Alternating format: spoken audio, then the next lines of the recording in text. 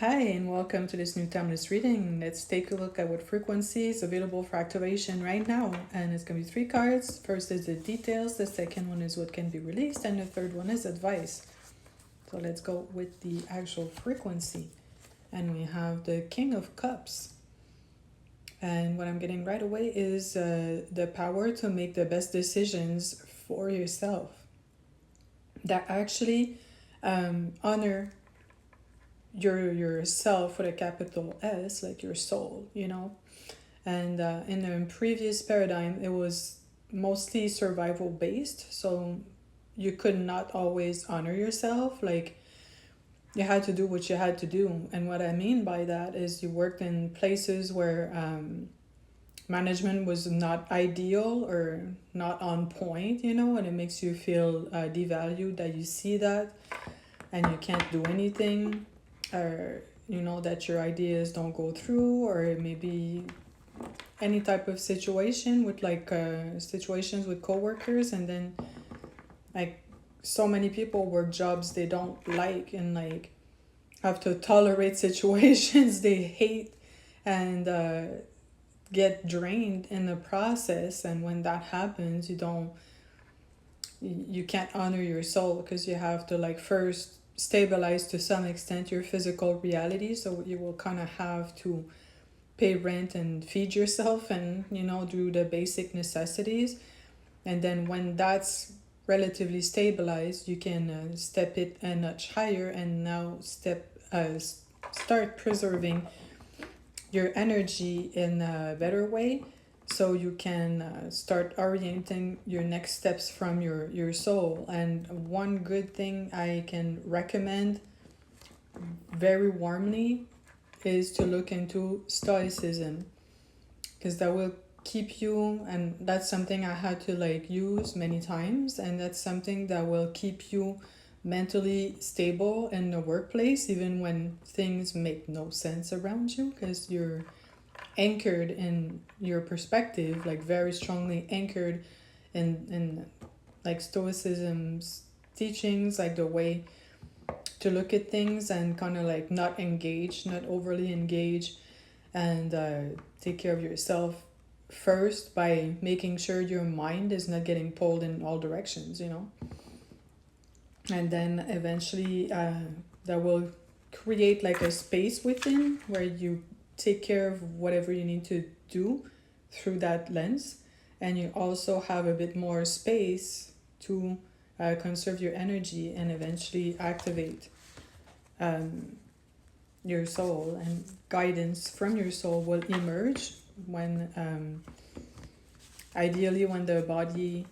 is safe and your context is good for that. But I mean, at some point, like that's a side note, but if you're going through difficult circumstances, like it's possible, if you're dealing with life or death or like extreme pressure, that you will have guidance like from your soul regardless, to like get you out of like where you've been trapped. But eventually the idea is to mostly live from there, not having to compromise your energy every which way just to remain alive. So here's what we need to release, and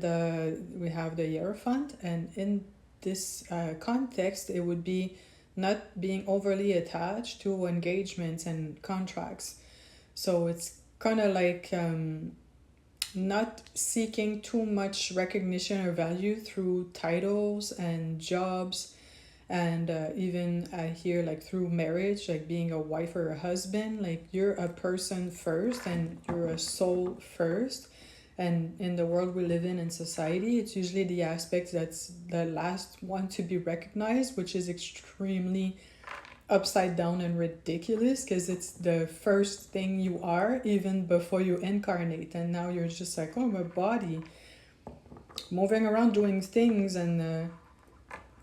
going about hierarchies with people, being a wife or husband, when all everybody's kind of like looking for is to like be seen and be who they really are. And when you're really trapped in those types of like social contracts, it kind of like gives you a fake sense of belonging, because you don't belong to yourself, but you belong in those constructs, you know, that are very flimsy, temporary, and ruled by whom at the end of the day, you know. Like, let's get real here. Let's get real, and that's the whole point. So what's the advice? And we have the Five of Swords that tends to show up like often, but it's really just a reminder to remain in alignment through chaos. And this card, like I said before, represents most of the time psychic attacks. So there is an aspect as you engage into soul anchoring and detach from those constructs, where you will have funky energies coming at you, because they don't want you to like unhook from this, because it kind of destabilizes everybody else's like order that they were in. And like, even if it's a husband and wife, if the wife starts like, we hear sometimes, starts like working on herself and ascending, like the husband would kind of like pull back and be confused and not know what's going on, and feeling a shift and a change, and things might get very uncomfortable for a minute, you know, to say the least. And then if he or the other person in the marriage like steps up, or the relationship steps up, that's great. But if not, you can't have that energy in your vicinity for an extended period of time and think everything's going to be great. Like, you'll have to make decisions as well. So I hope this